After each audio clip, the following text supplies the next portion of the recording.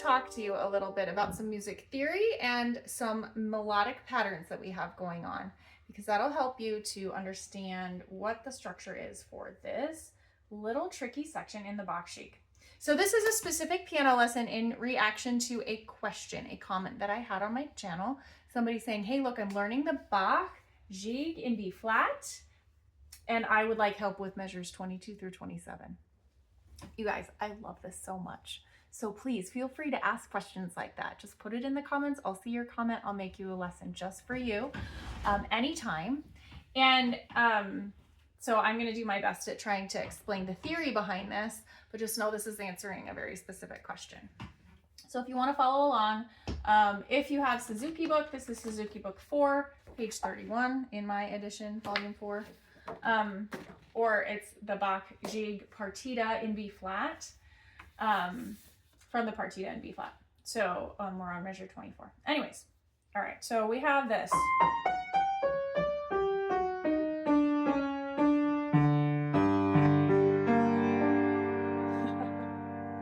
It's really dramatic, but you know what? It's just outlining the basic minor chord. It's really, really, really quite simple if you know two things.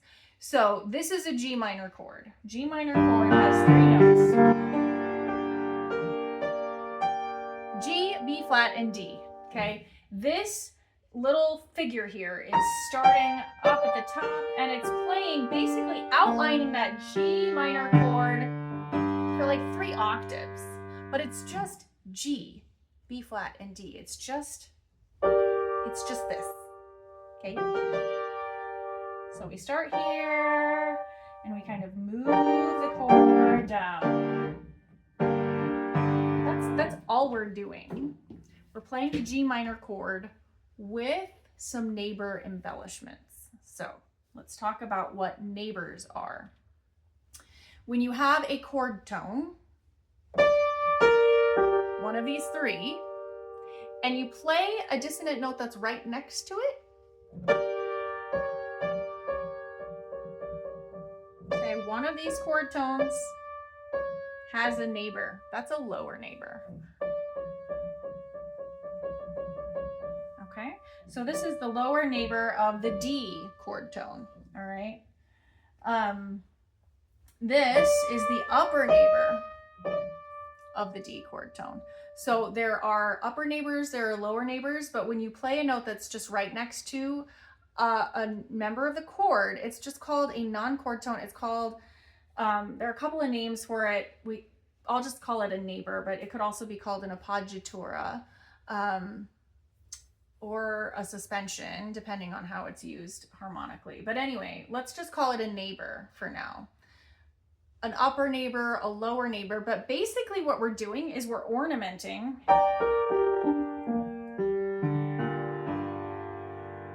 a G minor arpeggio going down. It's as simple as that, okay?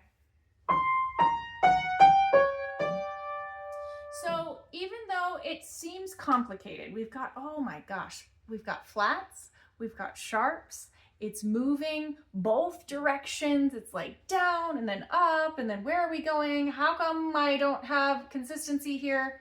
Sometimes it's a flat, sometimes it's a sharp. Why do we have both? Because we're in minor. That's why, because we have leading tones that are sharp and we have minor tones that are flat, but it's just this G minor chord, okay? So in order to sort of find your bearings, just hold down those chord tones. Hold down the G minor notes as you go through all of these different things that are going.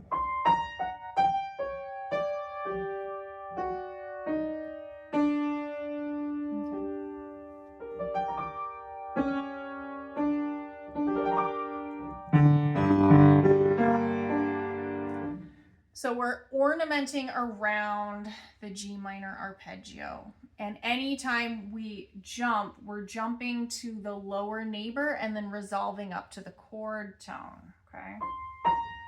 So really, the motion is going from this chord tone to that chord tone. But we decided to be fancy with it.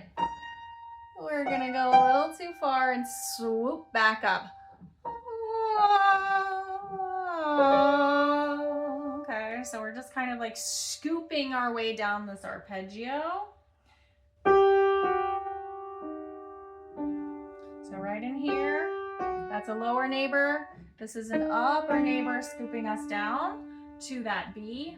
A lower neighbor scooping us back up to the D again. So that hopefully will help to take a bunch of random sharps and flats and place them in the structure of the G minor harmony. So we're outlining the G minor arpeggio, which is the G minor chord played note by note from top to bottom. And we're just jumping a little bit too far to that lower neighbor and resolving it to the chord tone over and over again.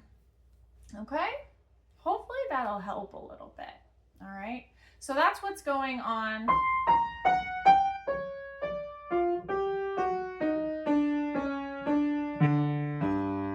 That's what's going on with the melody. And we say melody, but like, is that melodic? I think it's more just harmony driving to the conclusion of this phrase. This is classic Bach, where we're just kind of spinning around with arpeggiated chords and kind of giving us a leading tone, giving us forward momentum, and just making our way. But it's not very hummable. It's not something you would whistle. Right? Like it's not very melodic. It's just more of like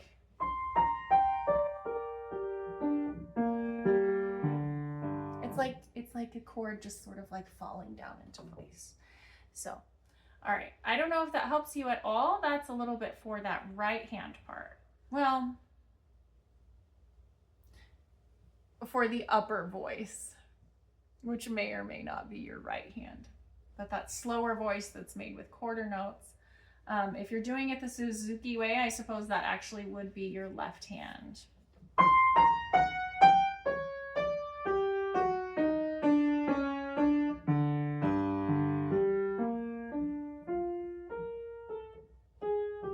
Okay, left hand. If you decide to do it the other way, I think that's wonderful too. And it feels a lot more comfortable for most of the song, just not when you're doing those octave leaps down low. Okay, so that's the right hand or the upper voice. Now, when we're doing the inner voice, this inner voice, which we need to decide.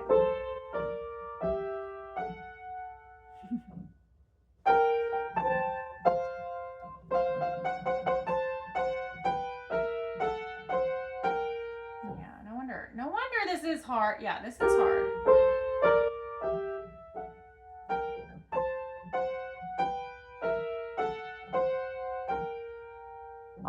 Always block the chords. It will make more sense. It will simplify things. It will be easier for you to remember. It will be easier for you to hear where the chords are leading to. So, first thing to do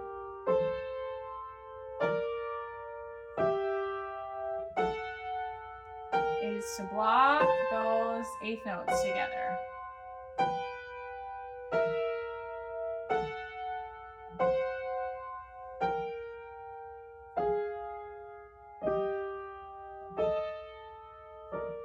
Okay.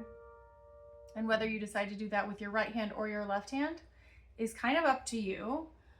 Suzuki way would be to be playing that with your right hand. Yeah, that part would be your right hand. But maybe try it with both, because inputting notes into your brain through right hand and left hand is a way to kind of cross laterally put it into different sides, different hemispheres of your brain. Makes your memory stronger. It makes your oral skills better. So it's a great way to do it. So I would say do this with your right hand and your left hand.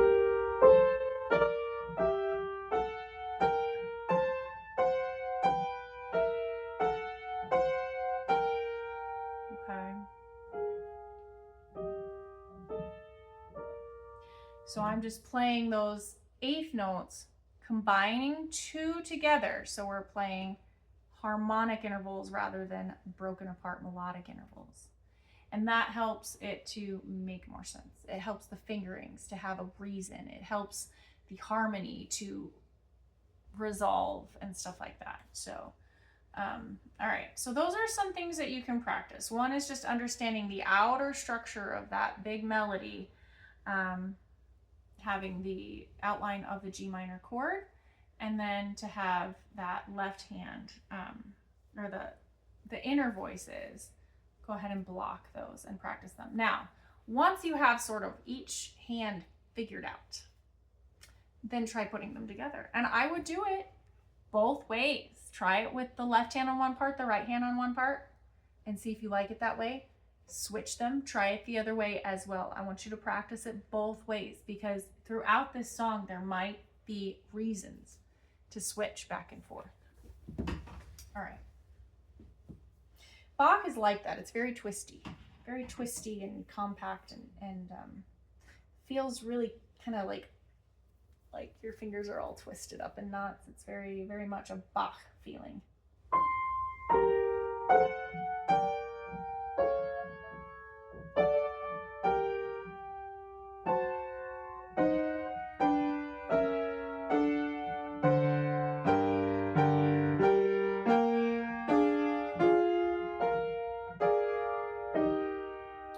Okay, so just trying to put things together one way, try it the other way.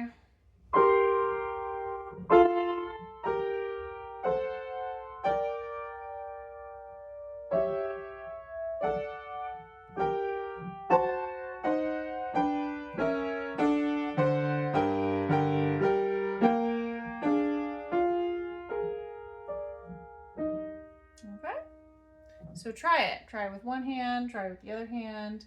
See what you can do with those chords blocked together. When you have the chords blocked together, it's a lot easier. So my main point of this lesson is understand the harmony and simplify things. Block the chords together.